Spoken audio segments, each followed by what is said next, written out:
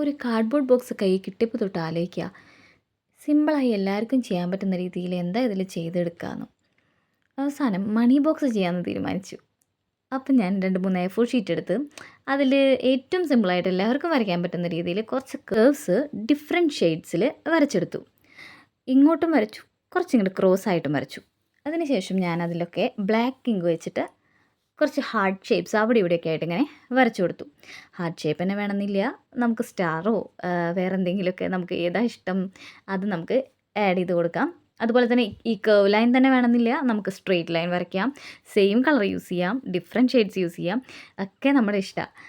Heart shapes വരച്ച എല്ലാ പേപ്പറിലും ഞാൻ സെയിം ഡിസൈൻ റിപ്പീറ്റ് ചെയ്ത് വരച്ചു. എന്നിട്ട് അതിനുശേഷം ഞാൻ ആ കാർഡ്ബോർഡ് ബോക്സിലേക്ക് ഈ A4 ഷീറ്റ്സ് ഓരോന്നായിട്ട് സ്റ്റിക്ക് ചെയ്ത് കൊടുത്തു. ഇതാണ് എൻ്റെ കയ്യിൽ കിട്ടിയ കാർഡ്ബോർഡ് ബോക്സ്. അതിൽ ഞാൻ എന്താ ഈ ഓരോ A4 ഷീറ്റ്സായിട്ട് മൊത്തത്തിൽ ഗ്ലൂ തേച്ച് അത് കവർ ചെയ്തെടുത്തു. ഫുള്ളായിട്ട് അത് കവർ ചെയ്തെടുത്തു. ഇത് ചെയ്യുമ്പോൾ ഒന്നും എനിക്കൊരു സ്വൈര്യം തന്നിട്ടില്ല, വേറെ ആരുമല്ല എൻ്റെ മക്കൾ.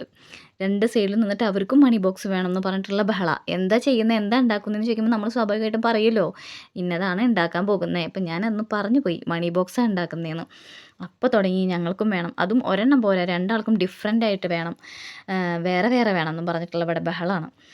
ഏതായാലും ആ ബഹളത്തിൻ്റെ ഇടയിൽ ഞാനിത് ഒരു വിധം കംപ്ലീറ്റ് ചെയ്തു എന്ന് വേണം പറയാൻ.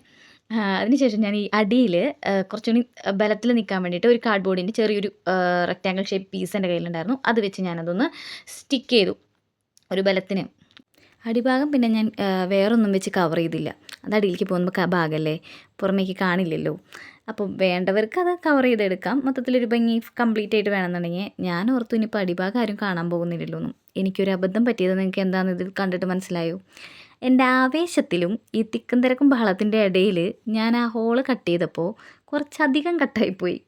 അത് ഞാൻ പാച്ച് വർക്ക് ചെയ്യുന്നതാണ് നിങ്ങളിപ്പോൾ കണ്ടുകൊണ്ടിരിക്കുന്നത്.